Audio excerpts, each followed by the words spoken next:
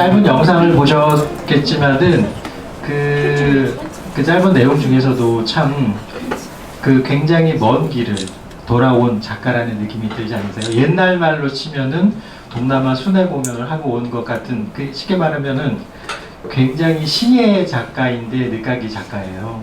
그래서 그만큼 긴 시간을 먼 거리를 돌아온 것만큼 이 첫 번째 책을 낸 소감과 그 첫 번째 출간 기념회에 대해 임하는 그 마음이 남다를 것 같은데, 간단한 자기소개와 소감을 듣고 이제 행사를 진행하도록 하겠습니다. 아유, 뭐 간단히 제 소개란 거는 제 책에 나와 있는 대로고요. 그래서 어떻게 해야 되나?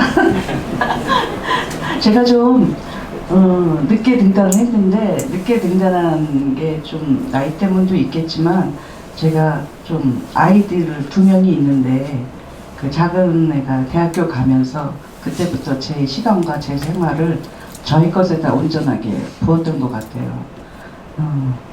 그 과정을 거쳐가지고 작가가 이렇게 돼서 여기서 여러분과 만나게 된 것 같습니다. 그렇게 긴 시간을 어떻게 보면 돌고 돌아서 왔기 때문에 어떤 분들이 그런 댓글을 달아주셨더라고요. 문장이 읽다 못해 터졌다. 그런 농익은 문장이 나오지 않았다라는 생각을 하고요. 아, 그래요? 작가에 대한 최고의 찬사가 댓글에 달린 거를 제가 봐가지고 저도 너무 기분이 좋았고, 일단은 이 자리를 의미 있는 이 자리를 축하하는 그런 꽃다발 증정식을 하고 나서 축사로 이어지도록 할 텐데요. 가장 축하를 해주고 싶은 사람 중에 한 명인 것 같아요. 자, 작가님 앞에 나오셔서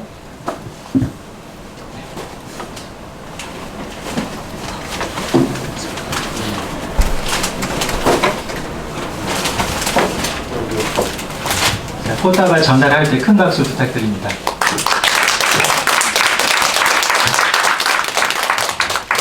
굉장히 미인이시죠? 미인 두 분이 지금 스테이지에 올라오셨는데 그냥 내려보내기가 그래서 간단한 질문 하나 하고 보내드리겠습니다. 제가 알기로는 굉장히 가까운 지인으로 알고 있는데 평소 알고 있던 인간, 사람 이이단 떠나서 작가 이이단을 또 만난 소감이 남다를 것 같아요. 거기에 대해 한 말씀 하고 좀 부탁드립니다.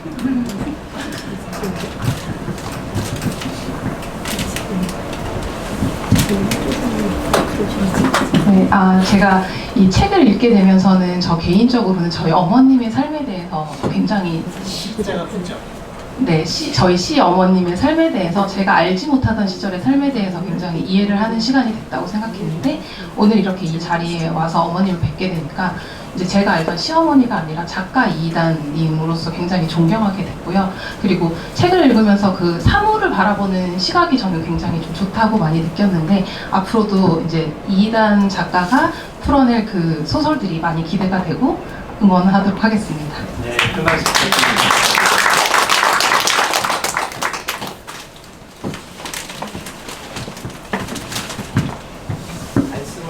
말씀을 너무 잘하시네요. 전공이 혹시 홍보 마케팅이 아닌가 싶을 만큼 이 책을 내면은 그 독자들의 반응도 굉장히 중요하지만 내 가까이 있는 사람들이 이 책을 어떻게 읽었을까? 나란 사람에 대해서 어떻게 생각했을까? 하는 그런 궁금증이 참 많잖아요. 예. 제가 소설을 쓰면서는 그 부분은 크게 생각은 하지 않았는데, 막상 글이 돼서 나오니까 저희 소설에 좀 악역을 담당했던 그 남편이 얼마나 힘들까 하는 생각을 책에 나온 다음에 했는데, 그냥 여러 남자들, 우리나라의 남편들이 가지고 있는 그 보편적인 것들을 거기에 함축시켜서 했기 때문에 본인은 그게 아니고 이거는 소설 속에서는 한 화자로서의 남편이니까 그렇게 알아주면 좋겠다고 했는데, 처음에는 조금 기분이 나쁜 듯 하다가 좀 이해를 하면서 지금은 적극 협조를 하고 저한테 모든 시간을 제가 할 수 있는 거를 쓰고 지금 외조를 너무 잘해주고 있어요. 그래서 항상 고맙게 생각합니다. 각자 아내를 둔 모든 남편들이 본받아야 할 역할을 하고 계신데, 저는 교정 때문에 10번 넘게 봤잖아요. 물론 현실과 그 작품은 다르지만 이 화자의 남편이 진짜 궁금했어요. 어떤 인간일까? 욕이 아닙니다. 근데 뵈니까 아, 역시 작품과 현실은 다르구나 라는 생각을 했고, 그리고 이제 지금 방금 며느님도 축하해 주셨지만 아마 제 생각에는 이 두 분이야말로 문학의 동반자이자 스승이신 이 두 분이야말로 이단 작가님의 그 등단과 또 책을 낸 것에 대한 그 기쁨의 마음, 또 격려의 마음이 가장 크지 않을까 싶은데요. 일단 두 분 축사를 모실 텐데 윤은영 선생님 모시고 축하 한 말씀 듣도록 하겠습니다. 잠깐 벌써 처음부터 저희 가족들이 나와가지고 좀 이미지가 흐려진 것 같은데 그건 아니고요. 여기서는 저는 작가 이단으로만 봐주셨으면 좋겠습니다.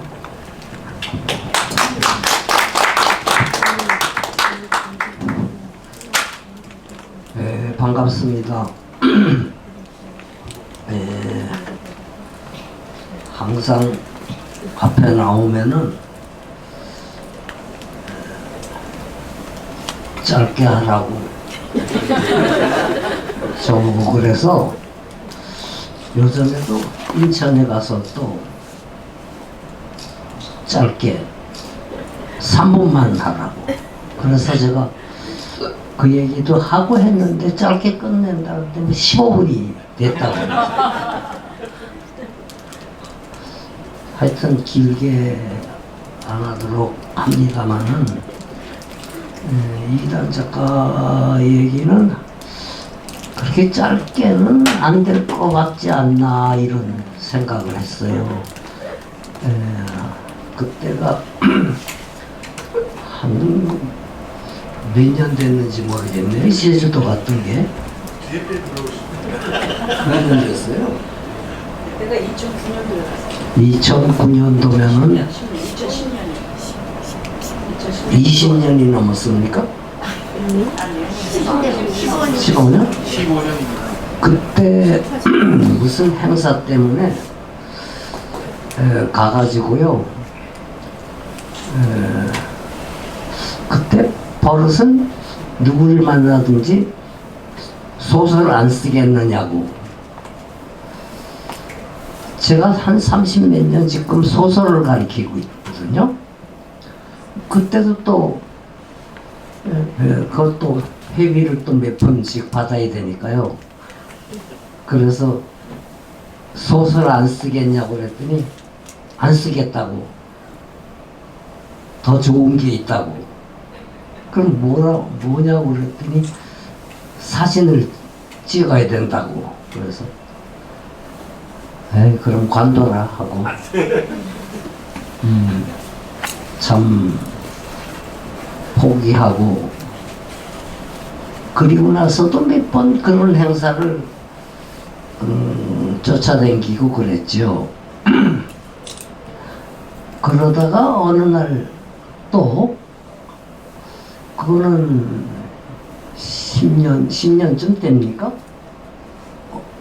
소설 쓰라고 한 게 다시 뭐 한 10년쯤 전에 소설 안 쓰겠냐고 또 물어봤더니 한번 해볼까요? 하면서 했는데 사실 처음에 안 한다고 그랬던 기억이 있어서 그렇게 막 큰 기대는 안 했죠. 이 소설도 문창과도 있고 여기네 대학원에서 공부한 분들도 몇 분 계신데요. 그 10년은 쉽게 넘어간단 말이에요, 공부가. 근데 어떤 분들 소설이라고 그러면은 한 1, 2년 하면 되는 줄 알고. 그런 건 없습니다, 세상에. 모든 게 다 최소한 10년. 제가 또 이 얘기하면 또 요전에 어디 가가지고요. 죄송합니다. 하여튼 이런 얘기를 해도 되는지. 결혼은 3번은 해봐야 되겠더라. 이런 얘기를 해가지고 이 지탄을 받았거든요. 그런 얘기를 함부로 제가 3번 했기 때문에 그 얘기를 하려고 한 건데요. 그래가지고 그 바이엘부터 처음 음악하는 사람 바이엘 체르니 뭐 해가지고요 10년 금방 넘어가요. 그래봤자 체르니밖에 못해요. 그래 나도 좀 해볼까 하다가 이거 도저히 할 게 못 되구나. 시간이 다른 분야도 그림도 나 요새 또 화가들 쫓아다니다가요 그림 공부도 안 하는 사람이 그림을 한다고 화가라고 누가 또 화가라고 그래서 그냥 그런가 보다 하고 해서 자랑하자면 누가 그림 하나 500만 원에 안 팔겠냐고 그래서 안 팔겠. 이제는 내가 저승에 가져가야 된다고 그런 적이 있거든요. 모든 게 그렇게 걸립니다. 글도 그렇습니다. 10년이 휙 갑니다. 해야 그때서 일어서기 시작합니다. 금방 뭘 배우려고 그래요.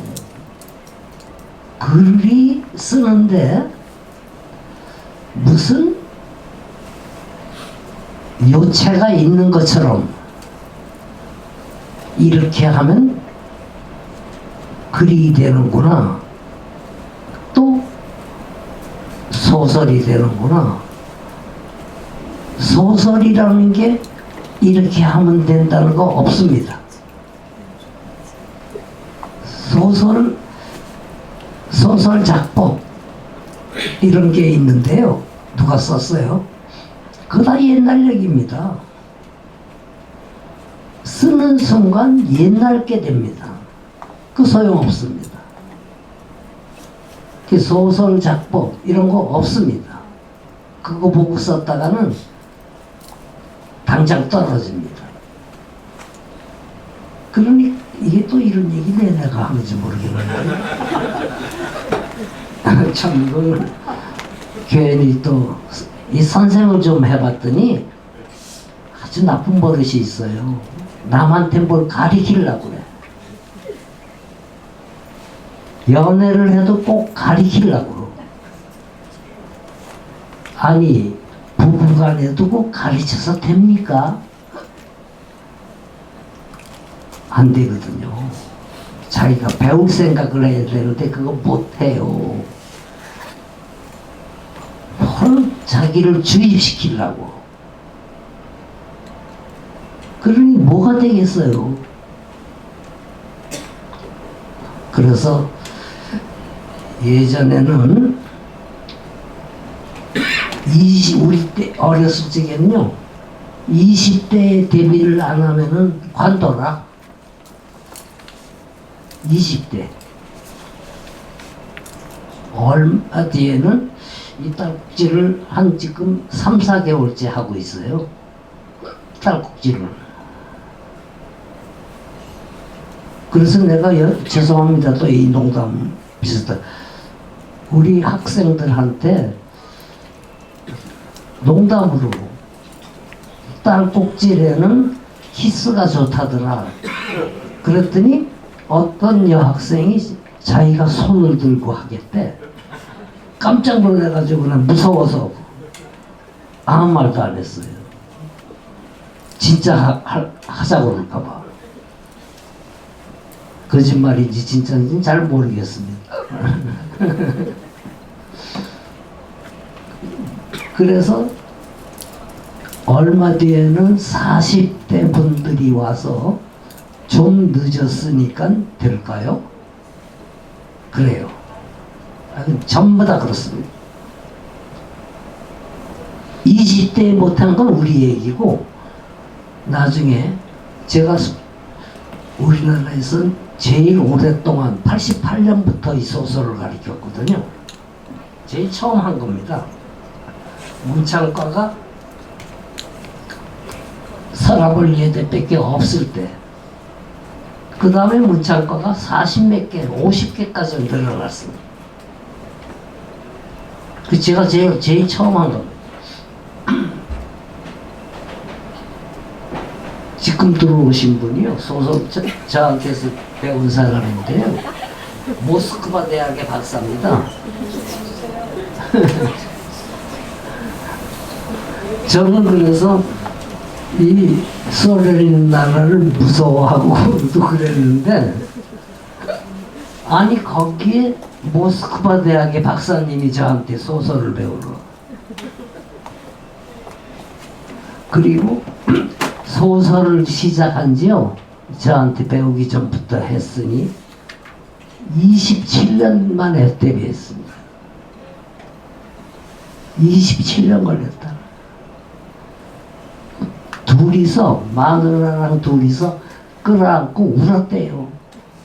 그날, 데뷔한 날. 그럴만하죠. 참 기가 막힌 얘기를 이렇게 직접 해서 죄송합니다. 하여튼 남의 명예까지도 이렇게 얘기를 하고 그러니 곤란. 러시아를 한 몇 개월 동안 돌아다녔는데, 겨울에 딴 얘기가 돼버렸는데, 제 소설 쓰는 거랑 비슷해요. 딴 얘기 막 합니다. 어느 날 여우를 잡으러 가자고 그래서 유학생이 차가 있어요. 차가 있는 게요, 차를 샀다가 유학 끝나고 돌아올 때 팔면 더 비싸져 있대. 그러니까 사죠, 차를. 그 차 가지고 여우 잡으러, 무르만스크라고 하십니까? 무르만스크, 북극, 거기를 가자고 그래서 나가보니까 영하 48도예요. 그래도 간다고 그랬으니까 가자고 그래요. 그날 죽을 뻔했어요. 거의 죽었었어요. 근데 내가 도착했더니 거기에서 통나무집에 살면서 농사를 짓는 청년이 나한테 양말을 5켤레를 신겨. 나 하나 신고 갔거든요. 5켤레. 이렇게 눈밭을 헤매, 그 북극이거든요. 헤매다가는 당장 죽는다고. 그래, 당신은 지금 왜 여기 있어서 혼자서 사냐고 그랬더니, 마누라가 연해주, 극동 그쪽으로 갔다 오겠다고 가서 혼자 지금 거기서 감자 농사를 지면서 사는, 그거 어디 소설에 쓴 거예요, 사실. 그러냐고. 그런데 그럼 마누라는 언제쯤 돌아온다고 그랬어요? 20년 뒤에 온다고 그랬어요? 야, 이러니 20년 동안 자기 마누를 기다리면서 거기서 감자 농사를, 이거 나 소설 쓰려면 아직 멀고도 멀었구나. 나는 몇 년 쓰면 뭐 좀 어떻게 되지 않을까. 20년 동안 자기 마누라를 기다리는 사람을 보라 이거예요. 이렇게 돼야 된다, 사는 게. 그래야 그게 무슨 삶이지. 나처럼 몇 년 뒤에 뭐 어떻게 좀 뭐 좀 안 될까? 되기는 뭐가 되겠어요. 20년은 최소, 아까 10년 얘기했더니 이제 20년이 돼버렸네요. 13년이에요? 그래서 그러면 제가 헛소리 같은 얘기를 막 했지 않습니까? 그리고 10년에서 20년으로 갔지 않습니까? 10년에서 20년으로 이렇게 짚어주는 게 그게 뼈대입니다, 소설에. 연결이 돼버립니다. 10년, 20년, 다음 조금 있다가는 30년 뒤에 얘기할게요. 그러면 소설은 딱 짜여져 있습니다. 그 안에 마누라가 도망치든지 또 오든지 또 여기서 이런 얘기를 다 끼워 넣습니다. 끼워 넣습니다. 10년, 20년, 30년만 박아놓으면 훌륭한 소설입니다. 이게 소설이고. 간단한, 무슨 얘기인지 아시겠죠? 그러면 10년, 20년, 30년이라는 하나를 쓰게 되는 겁니다. 중간에 마누라 도망치기도 하고 또 오기도 하고 다른 여자도 오고 뭐 다 여기 끼어져. 왜냐하면 소설은 매수 맥곡이거든요.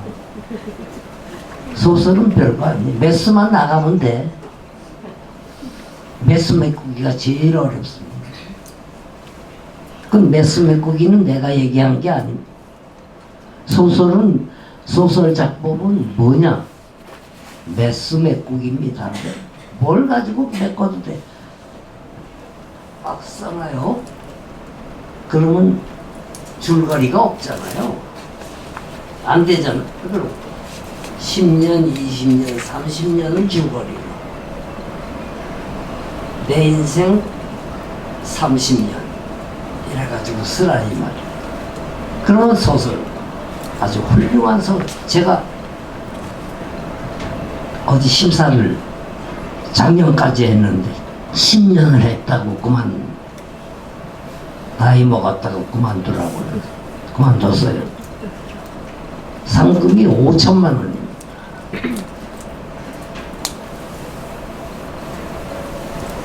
그러면 장편을 이렇게 썼는데요. 요것만 보면 돼요. 아, 여기 짚어놨구나. 소설이구나, 맞구나. 붙여줘. 당선. 간단합니다. 소설 쓰기 이렇게 간단한 거 없어요. 이야기 자체를 쓰는 거 아닙니다. 어렵습니다. 이야기를 이렇게 10년, 20년, 30년만 딱 박아놓으면 소설의 뼈대는 다 됩니다. 그 안에 아무거나 써요. 아무거나. 일기를 쓰든지 연애한 얘기를 쓰든지 뭐 쓸 거 없는 건 오늘따라 쓸 게 없다고 쓰든지 아무거나 매수만 요것만 해주면 된다. 이것도 뭐 때문에 이런 얘기까지도 합니다. 그래서 어쨌든 이단 작가가 저는 사실 그렇게 보내서 저한테 와서 소설을 썼는데요. 그렇게 안 쓰겠다고 든 사람이 상당히 반대편으로 돌아오세요. 다른 소설을 썼어요. 이 소설을 읽어보면은 이야기를 좋아하는 사람은 조금 실망할지도 몰라요. 이야기가 상당히 강하기 때문에 뭐 그런 건 꼭 아닌데 현대소설이에요.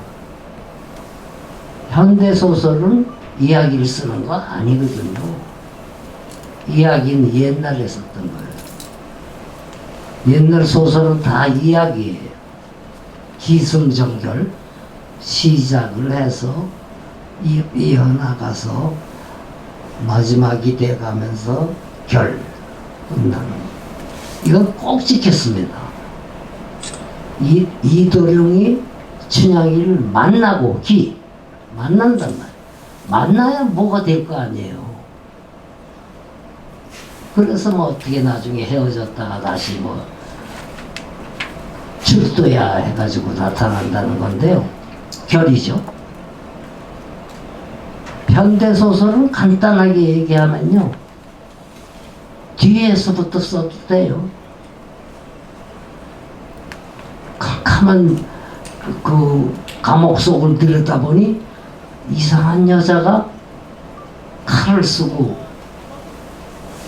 앉아 있었다. 이 춘향이가 갇혔다 이 얘기예요. 처음에 저 여자가 춘향이가 맞을까? 이렇게 이제 이도령이 얘기한다고. 도저히 나는 옛날에 그 그네를 타던 그 여자라고 생각할 수 없었다. 옛날 얘기, 그러면 옛날 얘기 써요. 처음에 만났던 부분을 써. 그리고 또 감옥 앞을 왔다 갔다 하는 거야. 그런데 왜 저렇게 모습이 달라졌을까? 어쩌고 하면서 물음표 조금 집어넣으면서, 그리고 또 옛날 얘기, 첫날 밤 얘기 쓰고, 엎고서 뭐 사랑 노래를 부르든지 뭐 이런 거 또 쓰고. 그리고 새벽녘까지 감옥 앞을 나는 맴돌고 있었다. 10년, 20년째죠. 그걸 쓰고. 날이 밝았는데 전 사또가 나왔다. 이렇게. 마패를 들고 나갈까 말까.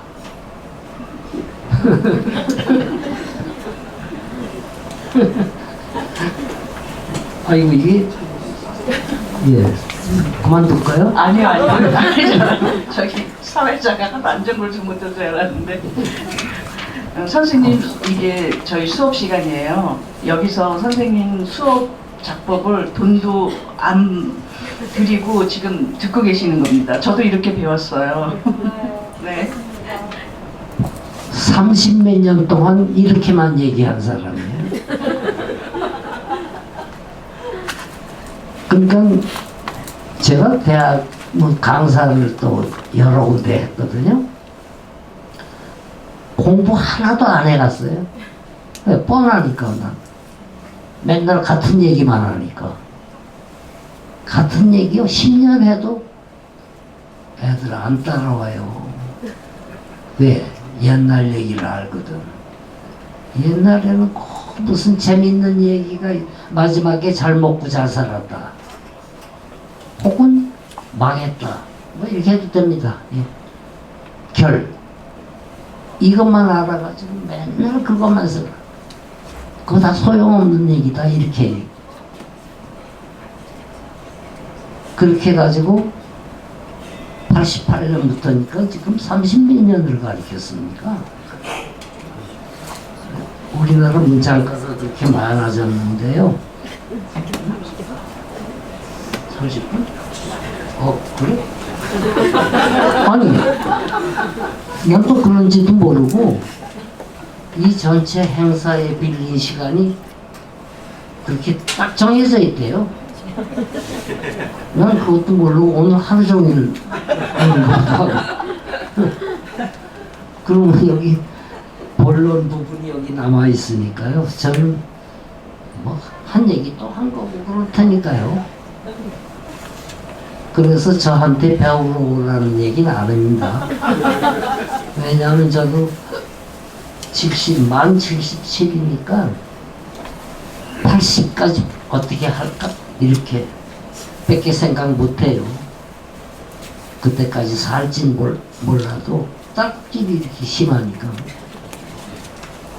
이상하니 딸꾹질 때문에 죽어요. 결국은 처음이에요. 한 3개월째 지금 계속 딸꾹질. 그래서 더 이상 얘기하는 것도 또 그러니까요. 이만 물러가더라고. 아무튼 참 대단한 소설을 쓰고요. 참 놀랍습니다. 보람이 저로서 있다고 해야 될까요? 아주 독립심이 강해서 이 선생 말 잘 안 들으려고 그래요. 그렇지만 본인도 돌이 없으니까 네. 또 그리고 가르쳐주는 게 뻔하니까 뻔하지 않았으면 안 했을 거예요. 근데 뻔해요. 제가 가르치는 게 그렇게 해서 30몇 년이고 이쪽은 참 이렇게 훌륭한 날까지 맞이했으니 참 대단합니다. 축하드립니다. 물러가겠습니다.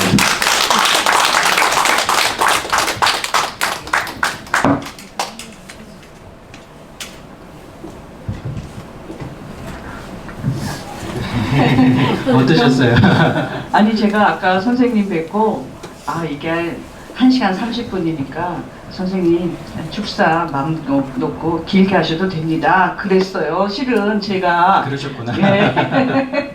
근데 선생님 하시면서 옆에서 보니까 또 사회자 그 순서가 또 있으니까 조금 기다리신 것 같은데 저야 뭐 같은 선생님 제자니까 선생님을 워낙 잘 아시는데 선생님 그냥 싫은데도 물러나신 건 아니죠? 같은 얘기 또 하려고.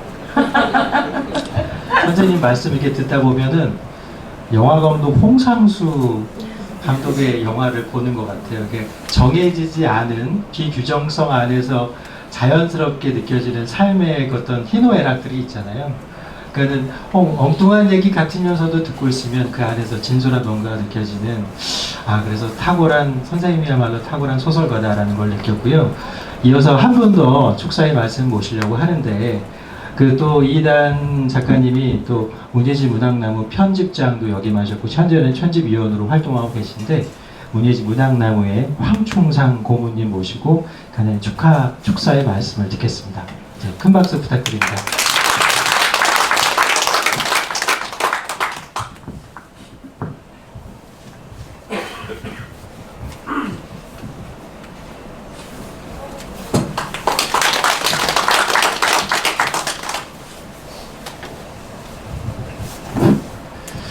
제가 이 자리에 안 앉으려고 많이 망설였는데 그러면은 이단 지금 그 문학나무 출신 작가의 회장이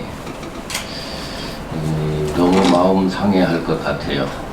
그래서 지금 그 윤우명 문학나무 고문께서 한 얘기 일부를 재탕하는 시기 되니까 한 사람만 했으면 좋겠다 하는 생각이 들어서 저는 안 하고 싶었는데 할 수밖에 없는 까닭이 문학나무 출신 작가로서 문학나무 편집장도 역임을 하시고 지금 현재는 편집위원 문학나무 숲의 회장인데 문학나무에서 책을 안 내고 다른 데서 냈어요.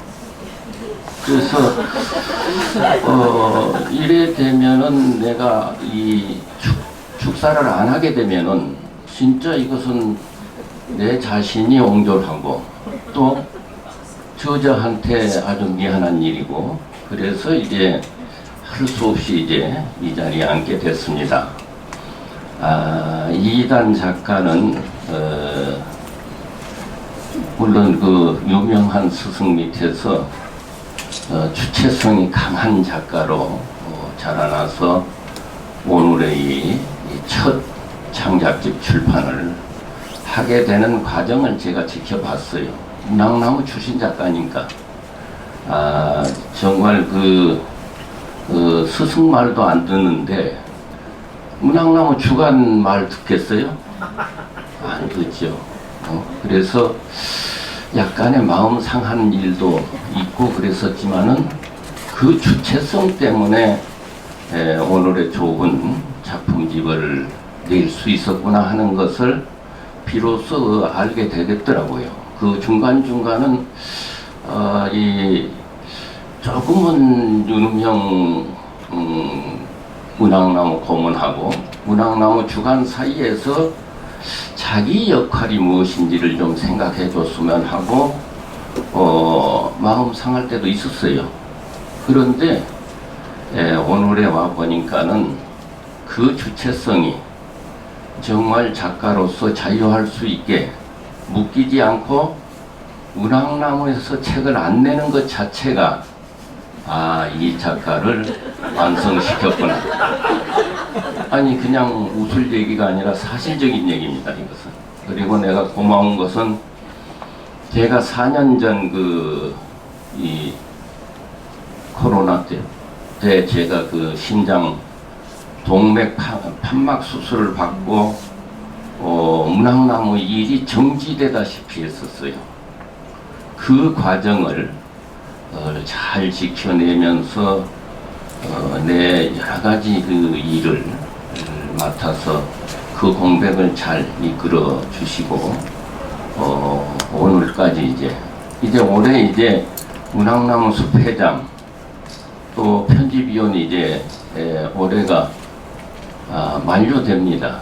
그런데 이제 보통 앞서 했던 분들이 연임을 했기 때문에 본인이 연임을 하실지 어쩔지는 모르겠어요. 이제 연말에 이제 숲 회원들이 이제 또 그건 결정할 문제고, 편집위원은 이제 제가 이제 개인적으로 물어서 연임을 할지 어쩔지는 뭐 하는데, 회장직은 이제 회원들이 결정을 하겠죠. 그런 이제 과정이 남은 상황에서 이 책이 첫 이제 이 창작집이라는 것이 작가가 실질적으로 작가 명함입니다. 이게 첫 창작집은 내가 이단 소설가다고 하는 것은 맨날 뭐 이렇게 만나는 사람한테 얘기할 수 없지만은 꼭 이 사람이 내가 작가인 것을 알릴 필요가 있었을 때 창작집을 주게 되는 것이죠. 그게 진짜 명함이 되는 것이 첫 창작집입니다. 근데 그 창작집이 뭐 작가들이 워낙이 많으니까 이 길 가다가 뭐 김시인 하면 다 돌아볼 정도로 그 시인도 많고 그러는데 실질적으로 창작집이 미흡한 창작집도 많아요. 그런데 문학나무 출신 작가로서 문학나무 현직 이제 편집위원도 하고 출신 작가 회장도 하는데 거기에 참 좋은 작품집으로 자기 입지를 분명하니 세운 것을 정말 축하드립니다. 그리고 앞으로 더욱더 좋은 작품 쓰시기를 바랍니다. 고맙습니다. 고맙습니다, 선생님. 드디어 이제 축사가 끝났는데 두 분 말씀이 이렇게 옆에서 듣고 있다 보니까 참 뭐랄까 배우는 사람으로서 또 작가, 저도 이제 사회를 보고 있는 저도 소설을 쓰고 있고 한데 참 마음에 많이 와닿는 그런 좋은 말씀 해주셨고요. 한 가지 제가 이제 문학나무에서 책을 안 낸 원흉이 전데요. 제가 이제 이 사회를 보고 있는 제가 이 카논을 꾸려 나가고 있는 사람입니다. 평소에 제가 이단 작가를 개인적으로도 참 좋아하고 그 문장을 흠모하고 또 작품을 좋아해서 제가 선생님한테 좀 우리한테 기회를 주면 참 좋겠다 그런 말씀을 드렸는데 또 여러 고민이 있으셨겠죠. 근데 어쨌든 이 자리를 빌어서 그런 과정들이 조금 더 알려지고 또 오해가 있다면 풀리고 또 이렇게 또 축하를 해주셔서 너무 감사하다는 말씀을 드리고 이제 본문으로 좀 들어가야 될 것 같아요. 네, 제가 떨리네요. 네. 작가에게 이제 그 마이크를 넘길 시간이 되었는데 사실은 또 글을 그냥 쓸 때랑 내 글을 작품집으로 이렇게 단편집으로 냈을 때의 반응이 굉장히 다를 것 같은데 우선은 저도 올해 처음 그 창작집을 냈는데 제 소설을 읽고 이런 질문을 한 사람이 많았어요. 작품과 실제의 삶을 믹스해서 생각하는 사람들이 있었거든요. 선생님 같은 경우는 어떠셨어요? 저도 그런 경우가 많아가지고 제가 쓸 때는 뭐 그런 의도로 가지 않았는데 일단 뭐 여러분들 책 내신 분들은 아시겠지만 글이 이미 제 손을 떠나면 그거는 독자의 몫이더라고요. 그래서 저는 제일 처음에 이제 선생님한테 글을 하고 습작 시절에 진짜 제 삶을 썼어요. 진짜로 솔직하게 다. 그랬더니 그 합평을 하는데 같은 문우들이 아 이거 정말 소설 아니냐고 소설로 보더라고요 그거를. 그래서 그 다음에는 제가 허구를 꾸며서 이제 상상도 하고 이렇게 해가지고 정말 소설처럼 썼어요. 그거를 정말 소설처럼. 그랬더니 또 합평이 나왔더니 이게 진짜 네 삶이 아니냐 또 이러더라고요. 그래서 그 뒤부터는 제가 아 이게 읽는 사람에 따라서 다르구나 그러면서 용기를 내서 글을 썼어요. 그리고 맞습니다. 축사 때 윤 선생님께서 말씀하신 것처럼 소설은 사실 이야기가 아니기 때문에 뭐 이야기의 서사의 부분도 들어있지만 서사보다는 그 안에 들어있는 화자의 감정이나 등장인물의 심리 묘사 뭐 이런 것들이 중요하긴 하지만 그래도 독자들이 그런 걸 혼동하는 경우가 있는 것 같기에 저도 질문을 드려봤고 저는 이제 편집자다 보니까 책을 아마 작가보다 더 많이 읽었을 것 같아요. 그래가지고 이 화자 주변에는 농담 반은 농담이고 이 남편은 도대체 누구야? 이런 오해까지 했는데 이제 이거는 웃자고 한 얘기고 그만큼 소설의 진정성이 있기 때문에 독자가 그런 착각을 그런 오해를 하지 않았나라는 생각을 했고요. 저 역시 이 청라의 쪽으로 단편집을 읽으면서 그런 생각을 해봤습니다. 그래 제가 아시는 분이 제가 그 책을 아는 제가 받았던 분한테 책을 제 주소를 적어서 보내드렸어요. 일부한테는. 그랬더니 전화가 왔어요. 그러면서 아 책을 잘 읽었다고 그래서 아 좀 어떻게 읽으셨나 궁금해가지고서는 네 어떻게 읽으셨어요? 그랬더니 정말 해외여행을 이렇게 많이 갔어요? 그러더라고요. 단지 그것만 하나 궁금해가지고 해가지고 묻는 분도 계셨고 대부분의 격려 차원에서 얘기하는지는 모르겠지만 문장이 좋다는 얘기를 들어서 저는 그 기분이 상당히 깊었어요. 제가 항상 배울 때 일단 소설은 문장이라고 배웠기 때문에 그 문장에 대한 거를 신경을 많이 쓰기는 했어요. 그렇게 했습니다. 보통 이제 문장을 윤 선생님도 저희에게 그렇게 가르쳐 주셨고 소설은 단연코 문장이다. 그 한마디에 모든 게 함축되어 있을 것 같은데 문장을 갈고 닦는 방식이 작가마다 좀 다르거든요. 필사를 굉장히 열심히 하는 경우도 있고 저 같은 경우도 필사를 하는데 필사를 한두 번 하면은 그걸 그대로 베껴 쓰지만 서너 번만 하면 서술어를 바꾼다든지 목적어를 바꾼다든지 이게 나만의 방식으로 체득화되는 어떤 그런 사람들마다의 노하우가 있는데 작가님 같은 경우는 문장을 다듬는 그 방식이 어떤 특별한 뭐 나만의 노하우가 있는지요? 그거는 이제 제가 배운 대로 뭐 열심히 쓰려고 하고 있는데 되게 제가 볼 때는 꼬리에 꼬리를 무는 이야기 그렇게 해가지고 그거를 많이 숙련을 좀 했어요. 근데 잘 그게 되지는 않아요. 그래서 문장을 쓰면서 그 다음으로 계속 연결하면서 하나의 그 서사라든지 저의 감정이라든지 화자의 감정 이런 이야기들을 하나로 쭉 이끌어 나가면 그것이 소설 미학으로 된다는 거를 이제 몇 작품 쓰면서 그거를 좀 깨닫고 그래서 그런 쪽으로 숙련을 하고 그 다음에 이제 몸으로 습득하는 게 더 중요한데 몸으로 습득됐는지는 아직은 저도 잘 모르겠네요. 예, 그런 방식으로 쓰고 있습니다. 꼬리에 꼬리를 문다고 방금 이제 작가님 말씀해 주셨는데 요 얘기를 듣니까 이누명 선생님이 그 예를 들으면서 무슨 말씀해 주셨냐면 우리 왜 어렸을 때 요즘 아이들은 안 부르지만 원숭이 엉덩이는 빨개, 빨가면 사과, 사과는 맛있어 이렇게 그 꼬리에 꼬리를 문다는 게 단순히 서사를 이어놓는다는 게 아니라 비슷한 이미지들끼리를 징검다리 놓듯이 해가지고 그걸 완성해 나가는 방법에 대해서 말씀해 주셨었는데 저는 굉장히 큰 도움이 됐었거든요. 저도 도움이 됐습니다. 어쨌든 뭐 문장 얘기도 하고 있지만 저는 이제 이 청라일 쪽으로 작품집 쪽에서 제 개인적으로 편집자 이런 걸 떠나서 개인적으로는 개라는 작품이 정말 좋았어요. 두 번째 축사를 해주신 황 고모님께서 주체성에 대해서 말씀해 주셨는데 저는 이 개라는 작품에 나와 있는 화자의 주체성을 통해서 뭔가를 간접적으로 저도 그걸 체험을 하게 되었거든요. 거기 보면은 그 개의 화자가 소망하는 게 있어요. 제가 이거를 만나보면 개인적으로도 여쭤보고 싶었는데 작가 2단의 소망이 있을 테고 또 인간 2단의 소망이 있을 것 같아요. 한번 이렇게 독자들을 만나는 자리니까 그 두 가지에 대해서 좀 말씀 부탁드립니다. 그거 좀 거창한 건 없고요. 인간 2단으로서는 그냥 가족들 건강하고 저 건강하고 화목하게 그냥 지금처럼 쭉 살아나가면 그런 방향이 좋은 거 저희 소망이고요. 작가 2단으로서는 그거는 좀 욕심이 자꾸만 많이 생겨요.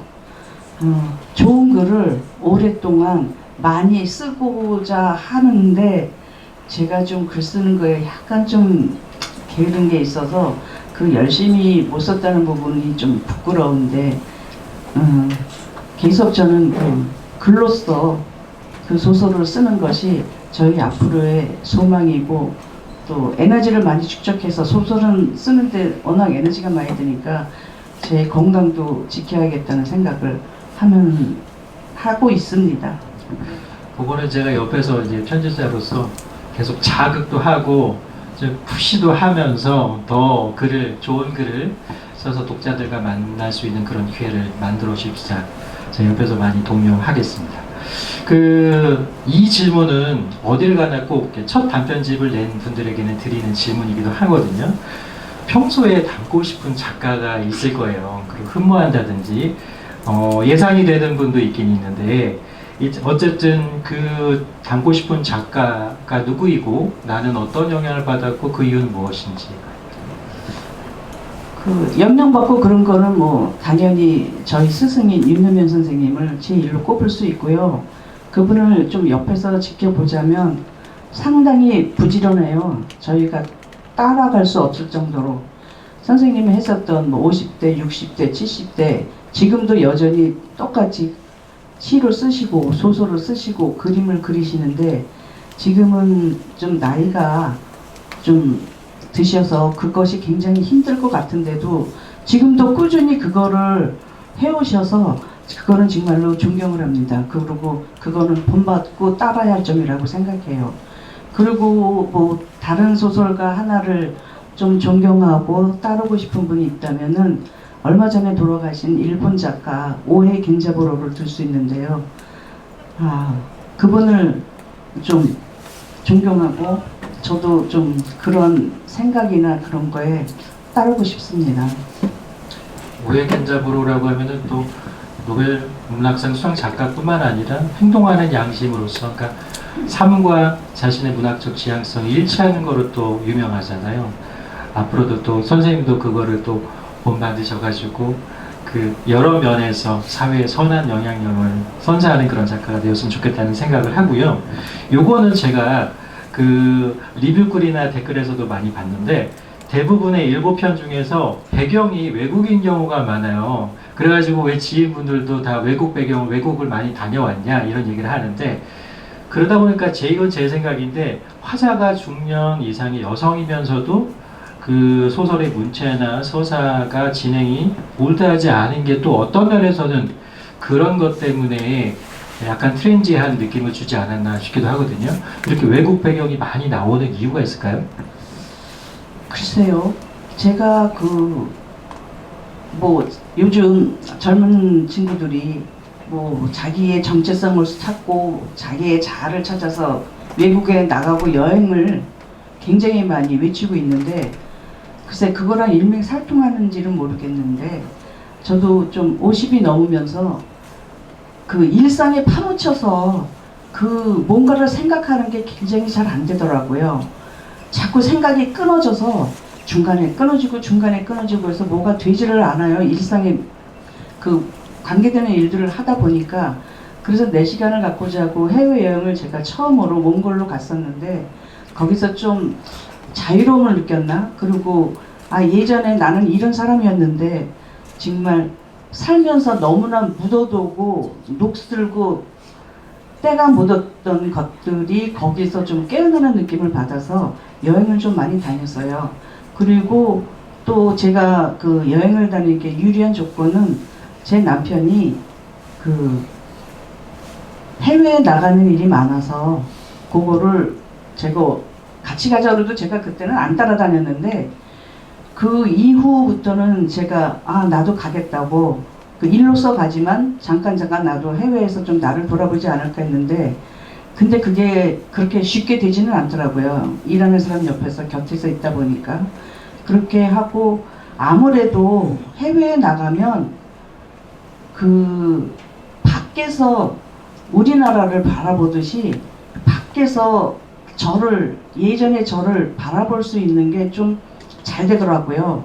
그리고 그랬을 때도 그 약간 그 해외 나가면 다들 그렇잖아요.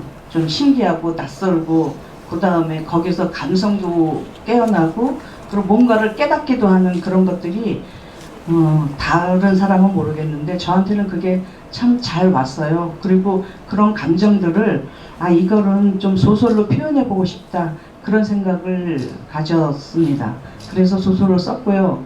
제가 처음 등단하고 저기 계시는 가객 김현성 님이 어딘가에서 저를 축하해줬어요. 등단을 축하해주고 그 자기 공연에 잠깐 불러서 저를 축하 공연해주면서 그때 하신 말씀이 뭐냐면 해외를 많이 나가니까 해외 소설을 많이 쓸 것 같네요. 이런 소리를 했는데 그때 저는 그런 생각을 안 했기 때문에 전혀 그렇지는 않을 거라고 그런 말을 했어요. 근데 지금 책을 내면서 되돌아보니까 성견지명이 있나 어떻게 나한테 그때 그런 말을 했지 하는 생각이 듭니다.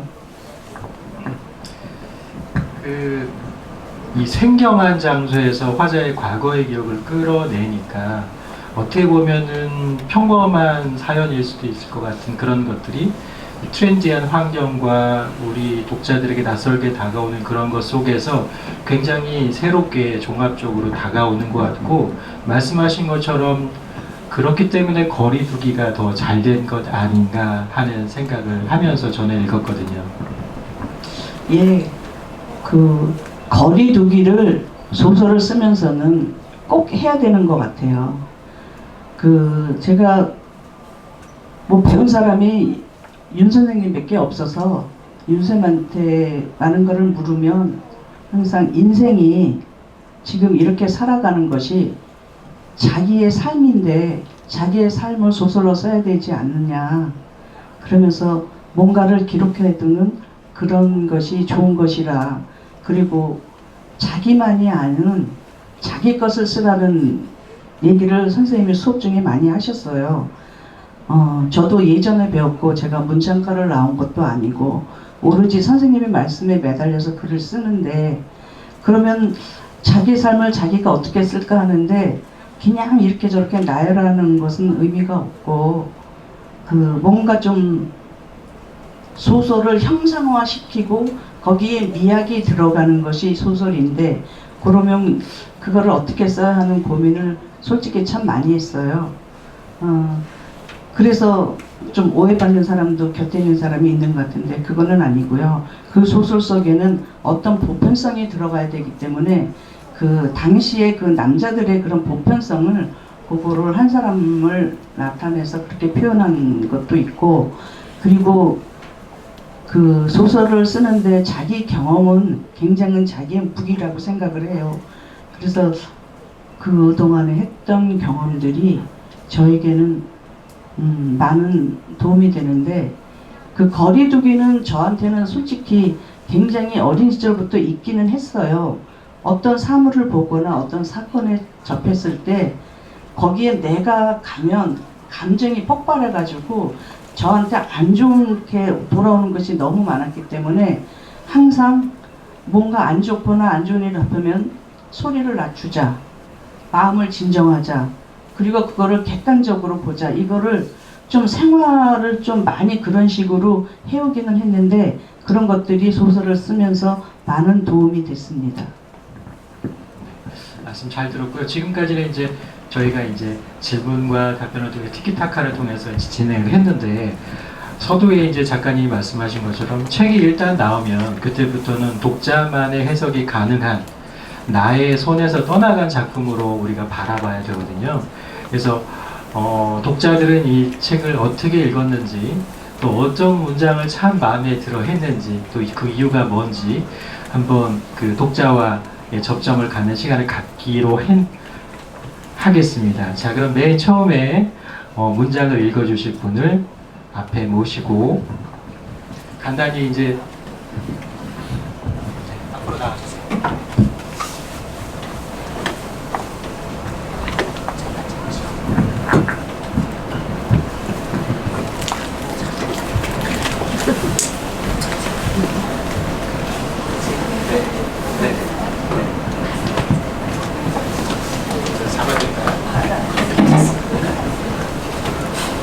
네, 저는 청라일 쪽으로 해서 제가 마음에 드는 구절을 읽도록 하겠습니다. 여행을 오지 말았어야 했어 라고 찌푸린 하늘을 쳐다보며 중얼거렸다. 중얼거리는 소리는 항상 그랬듯이 입안에서만 맴돌았다. 입간했다는 말이 마음속에서 돌처럼 묵직하게 들려왔다. 이제 그녀는 땅속에 묻혔어. 나는 혼잣말을 했다. 그녀의 마지막을 보지 못했다는 후회와 떠나올 때의 망설임은 나만의 것이 되었다. 이번에도 마지못해 이곳저곳을 겨우 따라다니며 이런 여행은 오지 말았어야 했어 라고 내내 중얼거리지 않았던가. 그가 먼저 호텔로 돌아가고 잠시 머리를 식히고 들어왔더니 룸은 비어 있었다. 어디를 간 걸까? 홍해 바다에 해수욕을 하러 간 걸까? 방에 풀어 헤쳐진 여행 가방, 기념품, 지인에게 줄 선물 쇼핑백들이 당장이라도 정리를 해달라는 듯이 나를 바라보고 있었다. 겨우 일어났다가 다시 침대에 누웠다. 누워서도 여행을 오지 말았어야 했어. 나는 또 중얼거렸다. 이번엔 입속에서 저절로 말이 튀어나왔다. 그나마 입 밖으로 뱉을 수 있어 다행이면 다행이랄까? 언제쯤 이 말을 안 하게 될까? 죽을 때까지 반복하게 될지 몰랐다. 그가 평생에 단 한 번 있을 여행이라고 유혹했을지라도, 그녀가 괜찮다며 다녀오라고 미소를 지었을지라도 오지 말았어야 했다. 화자가 작품 속에서 지인의 죽음을 이제 소식을 전해 듣고 나서 느낀 감정을 쓴 대목인데요. 이 문장이 왜 좋았는지, 또 어떻게 느꼈는지 한 말씀 부탁드립니다. 사실 제가 이제 저 뒷부분까지 조금 원래는 생각을 했었는데, 이제 이 시기를 제가 같이 겪었던 입장으로서 저는 굉장히 이제 감정적인 공감이 많이 됐었고, 그리고 그 뒤에 이제 그 죽음을 맞이한 그녀와의 감정적으로 연결되는 그 부분들이 너무 저한테는 와 닿더라고요. 그래서 가장 좋은 대목으로 일단 저는 읽게 되었습니다. 오늘 굉장히 다양한 역할을 해주신 연예님께 박수 한번. 한 분 더 모시고 그 문장을 들어볼 텐데요. 이번에는 그 동료 작가인 이찬옥 선생님 모시고 이제 문장을 들어보도록 하겠습니다.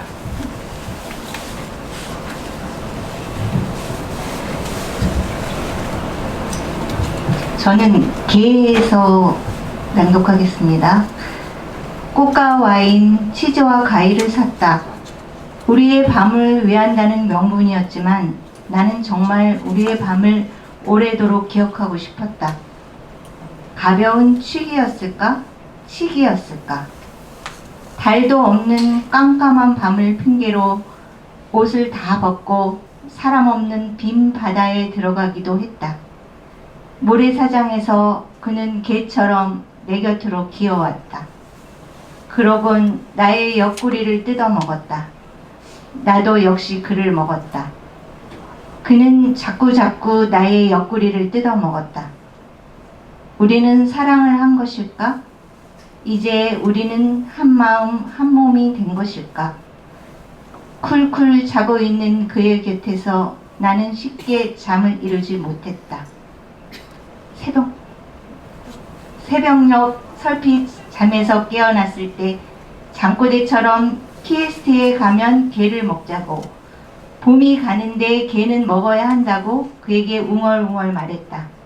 어릴 적 엄마는 매년 봄이 가기 전에 개를 먹자며 찐통에 한가득 개를 쪄서 자식들에게 먹이곤 했다. 봄이야말로 개의 살이 가장 많이 올라 있어 정말 맛있다고. 서해의 봄 개가 최고라며 소래포구에 가서 개를 한 개짝 사오곤 했다. 값이 비싸지기 전까지 해마다 행사를 치르듯 먹곤 했던 개였다. 나에게 개는 행복을 부르는 전령사였다. 지금 생각해보면 그 시절이 가장 행복했던 순간이었다. 찜통에서 막 꺼낸 게살은 얼마나 부드러우면서 쫄깃쫄깃했는지 장결에도 저절로 입안에 침이 고였다. 그러면서 어젯밤 우리의 행위가 개처럼 서로를 물어뜯어 먹은 것은 아니었을까 하고 생각했다.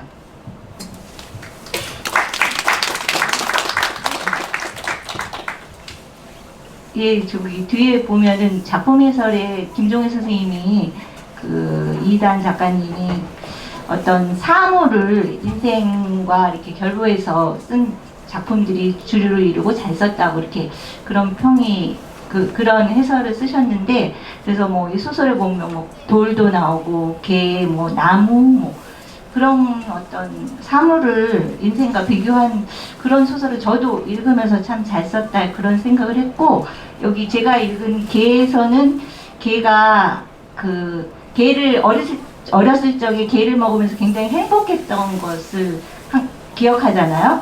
그리고 이제 그것을 어떤 개를 통해서 행복했던 것도 생각하고, 또 그 제가 처음에 읽은 부분 어떤 사랑을 하는 그런 장면인데, 어떤 그 개를 먹으면서 어렸을 때 행복했던 것과 또 사랑을 하면서 행복했던 것들을 한 것을 잘 연결하는 그 부분이 참 좋았습니다.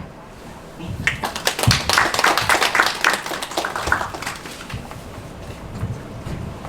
이게 참 은유적 서사가 굉장히 저도 인상 깊었던 그런 두 문단이었는데, 작가 입장에서 어떠세요?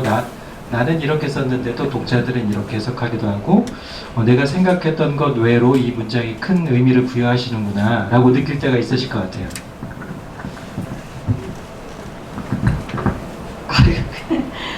뭐 쓸 때는 좀 낯설고 그런 것도 있었는데, 그 읽으신 분들이, 독자분들이 그 부분을 상당히 좋다고 얘기들을 많이들 하셔요. 그래서 아마 그렇게 사랑을 표현한 부분들이 없었던 것 같아가지고 그 부분은 저도 좋게 생각하고요. 또 뭐 물어보셨죠? 그러니까는 어떤 문장이 작가는 시부로 생각했다면, 어떤 사람은 팔로 이해하기도 하고, 이게 비유지만 내가 오로 했다면, 이런 계리들이 있거든요. 네.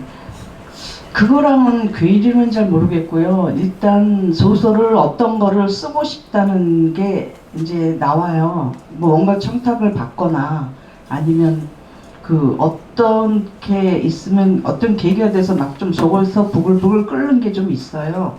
그런 거를 느끼면서 소설을 써야겠는데, 무엇을 써야겠다고 하면 이제 거기에 대한 이제 구상을 하면서 쓰는데, 좀 이 개는 좀 저에게 쓰기가 어려워서 한 20-30번을 굉장히 고치고 뒤집었고, 앞에 갔던 거 뒤로 보고, 뒤로 온 게 앞으로 오고 왔다 갔다 하고, 그 문장 하나하나도 굉장히 좀 공을 들인 작품이에요. 그리고 좀 어려웠다고 할 수 있는데, 처음에 쓰면서는 이 화자가 이제는 여기서 벗어나서 혼자 스스로 자립했을 때는 어떠한 모습으로 어떻게 했을까를 생각하면서 쓴 작품이고요. 그때 마침 제가 키웨스트를 그 여행을 가서 거기서 느꼈던 거를 그 같이 대비하면 시켰고, 그리고 회사 동료를 또 구상해서 썼습니다. 그래서 소설이 어느 만큼 가면 소설이 제 갈 길로 제 길을 가요. 제가 원하지 않은 방향으로 갈 때가 많은데, 그거는 그것대로 그렇게 닿는 대로 써나가면은 그것이 완성되곤 합니다. 그것이 아마 소설의 힘인 것 같다고 느껴요. 저도 걔는 앞으로 못 가고 옆으로 가잖아요. 옆으로 가도 길이 있구나, 인생의 길이 있구나라는 것을 느끼면서 읽었던 좋은 작품이었고요. 저 역시도 그 문단이 참 마음에 들었는데, 마지막으로 이번에는 그 독자의 질문을 통해서 독자들은 이런 걸 궁금해하는구나 라는 걸 한번 느껴보십사 시간을 가졌습니다. 저 소설도 쓰시고 수필도 쓰시는 김혜주 작가님 모시고, 김혜주 작가님은 어떤 질문을 하실지. 네, 저는 우리 이단 작가님은 몇 해 전 가을 아마 그때 뵙고 오늘 두 번째 뵙는 것 같습니다. 그 광우는 뒷동산을 오르다가 제가 목에 벌을 쏘여가지고 혼자 가도 된다는데 끝까지 병원까지 다녀주시고 그때 아마 굉장히 따뜻한 분이시구나 이렇게 생각을 했는데 책을 읽다 보니까 역시나 책 속에도 작가님에도 따뜻한 마음이 많이 드러나는 것 같았어요. 아주 슬프고 이별이나 죽음을 이야기하는데도 불구하고 마지막에 굉장히 여운이 남는 많은 뒤에 다른 작품들도 다 읽어봤는데 다 좋았어요. 그래서 이제 첫 번째 저는 청라일 쪽으로를 했는데 소설을 읽으면서 정말 행복했습니다.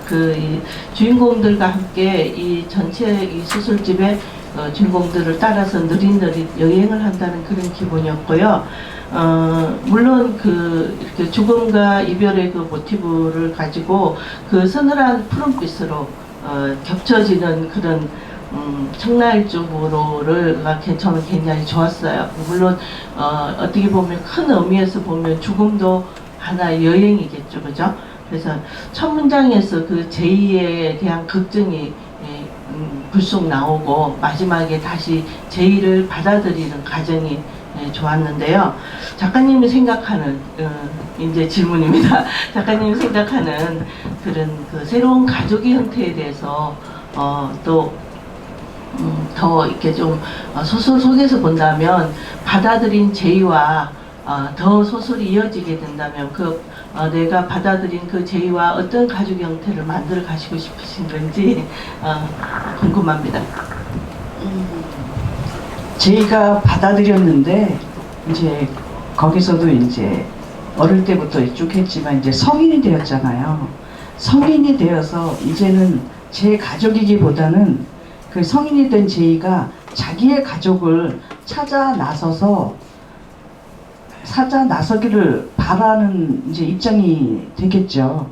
그래서 지금 얘기하는 가족의 형태는 1인 가구 혼자 살기 외롭고 여러 가지 경제적인 문제도 겹치니까 같이 사는 그런 가족으로서야 하는데 그거는 뭐 책을 낸 분들도 있어서 그런데 성공적인 사람뿐만 책으로 나왔지 그게 안 그런 게 좀 의견이 안 맞고 마음이 안 맞아서 틀어지는 경우도 제가 중간에서 제가 많이 봤거든요. 그래서 그거는 무엇이 옳다 나쁘다는 얘기할 수가 없고 시대를 따라가면서 이제 실험적으로 살면서 각자가 서로 맞춰가면서 합을 보면서 나아갈 부분인데 솔직히 요즘은 너무나 핵개인이라고 하잖아요. 개인도. 그러면서 각자 개인이 같이 그런 가구를 만드는 것보다는 동호회, 요즘은 크루라고 그러더라고요. 저희 때는 뭐 서클, 동호회, 동아리, 요즘은 크루라고 얘기들을 하는데 크루의 형태를 하면서 취미가 같은 사람끼리 맞춰가면서 집에 돌아올 때는 혼자 그런 식의 가구가 될 것 같아서 김혜주 선생님이 얘기하는 그렇게 한 가구가 한 것 합쳐서 가족을 이루는 거는 그거는 어려울 것 같아요. 제 생각으로는. 그렇지만 취미가 같고 생각이 같은 사람끼리는 같은 시간, 같은 공간을 어울릴 수는 있고요. 제이는 성인이 되었기 때문에 자기의 길을 가서 자기의 가족을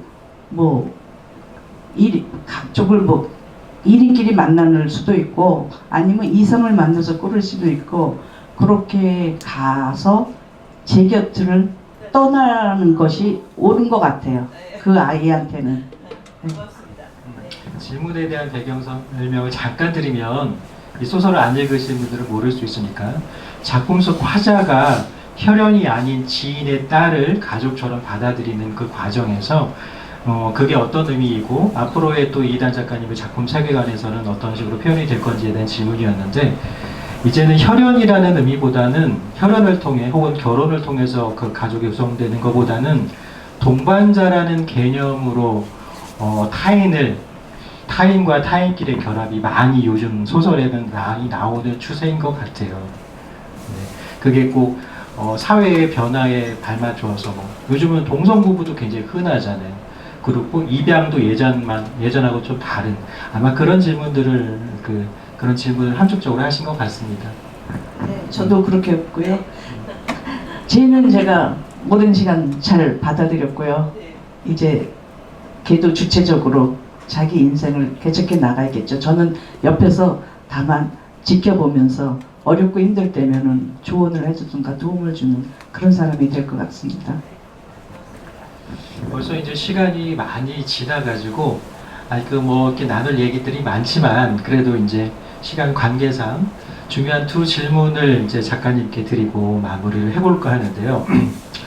아무래도 소설을 쓰는 작가에 있어서는 소설관, 문학관 그것이 물론 너무 거창한 질문이지만 그것이 가장 중요한 테마인 것 같고, 그리고 이제 첫 발을 내디뎠으니까 앞으로의 계획이 또 궁금합니다.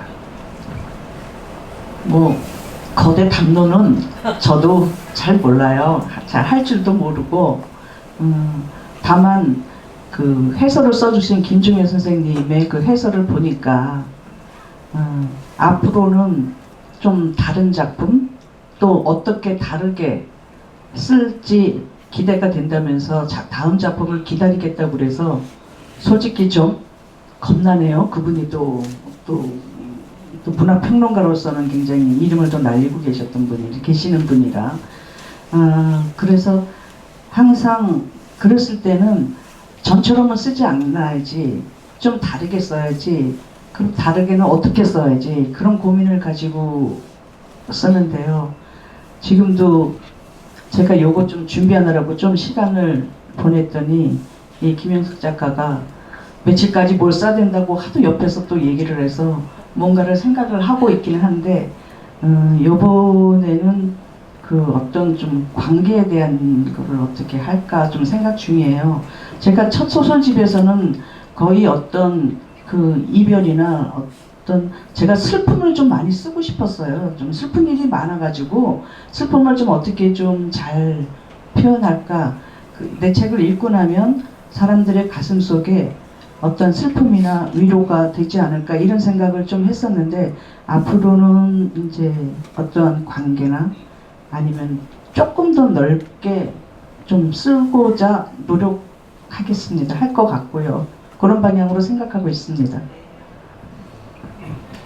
저는 이제 지금 사회를 보는 사회 입장을 떠나서 또 지인으로서, 동료 작가로서, 또 작가를 모신 출판사의 편집자로서 이런 말씀을 해드리고 싶어요. 저도 한마디 할 수 있다면, 여기 지금 자리에 귀한 분이 자리해 주셨는데 그 김광석 이등병의 편지를 작곡하신 김현정 작곡가님이 자리에 계신데요. 일단 박수 한번 부탁드릴까요? 굉장히 어려운 거를 해주셔서 저도 너무 감사하고, 이 얘기를 왜 꺼냈냐면 이제 선생님을 소개하기 위함도 있지만 김광석 이등병의 편지에 보면 제가 정말 좋아하는 구절이 이제 다시 시작이다라는 구절이 있어요. 아까 저희 윤은명 선생님께서 결혼은 3번 정도 해야 된다고 했잖아요. 책은 3권, 30권 이상. 그리고 저는 개인적으로 데뷔가 늦었다면 가장 늦게까지 쓰는 작가가 되시기를, 그런 작가가 되어주시기를 소망하고 또 응원하는 말씀드립니다.